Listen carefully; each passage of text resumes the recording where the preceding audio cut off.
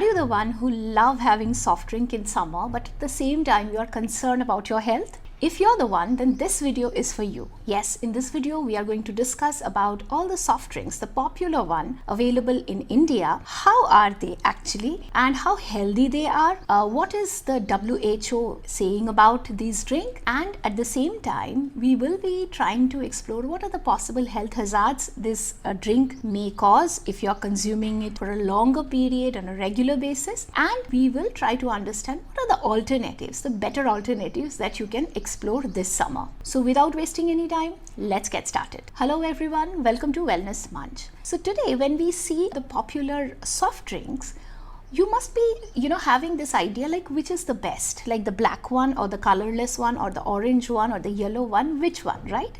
You can categorize them into two ways. Number one, the caffeinated beverages, and the second one is non-caffeinated beverages. Now what are the caffeinated one? Say all the black and yellow colored drink available in Indian market comes under caffeinated drink. For example, Pepsi, Thumbs Up, Coke, Mountain Dew, they comes under caffeinated beverage.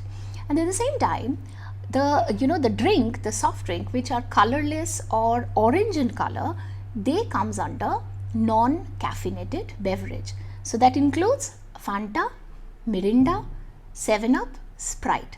Here I'm taking only the popular names so that you can connect with it very easily. Now, when you have all the options, which is the best one for you, right? You must be thinking, shall I have the black one or the colorless one? Which is the best choice? See, when we analyze the nutrition level on all these drink, what we saw is all the drink has certain amount of sugar, few have sodium and calorie.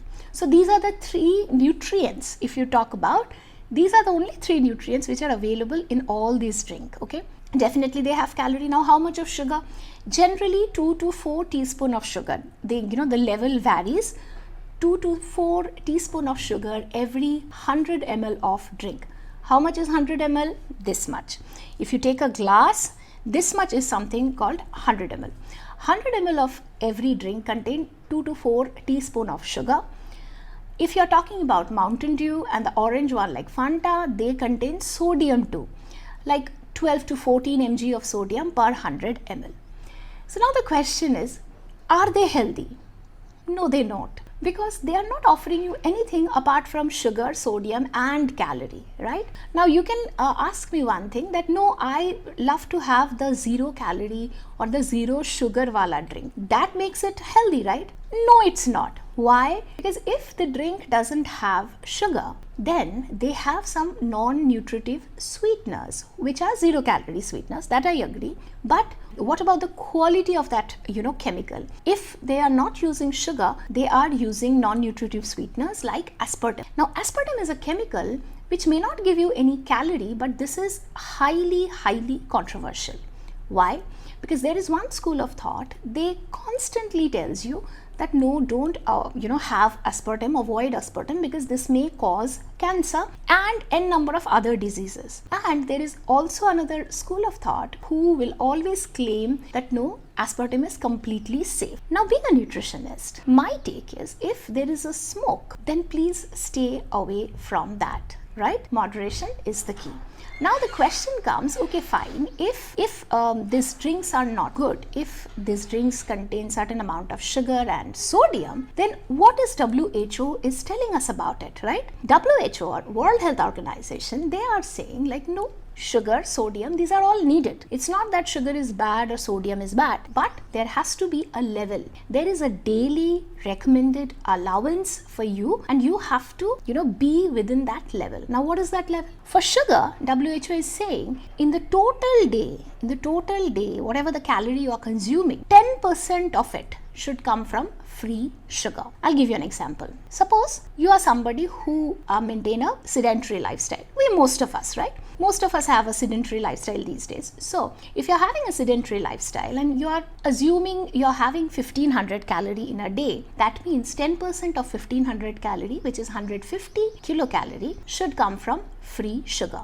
Now, where are this free sugar coming? Free sugars will come from all the processed and packaged food. So from morning till night, the amount of packets you're opening, like for example, you're having biscuits or Maggi or cornflakes or any drink, any soft drink for that matter, they all contain free sugar. The total free sugar should give you only 150 calorie. That means you're allowed to have roughly 5 to 6 teaspoons of sugar in a day. Okay. Now imagine if 100 ml of this soft drink is giving you 2 teaspoons, then can you manage rest of the day with only 4 or 3 teaspoons? It's impossible, because as long as you are maintaining a normal diet, like a daily diet, where there are n number of processed foods are there, your sugar quota is going to be exceeded. There is no doubt about it. And another thing, when you're having soft drink, hardly you can restrict yourself within just 100 ml.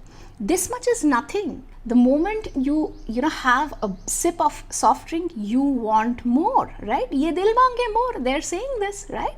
So 100 ml is certainly not the amount that you are going to consume. You are going to consume way more, and definitely that's why you are going to go overboard on sugar content. Now let's talk about sodium. How much of sodium? WHO is saying 2 grams of sodium is enough for a day.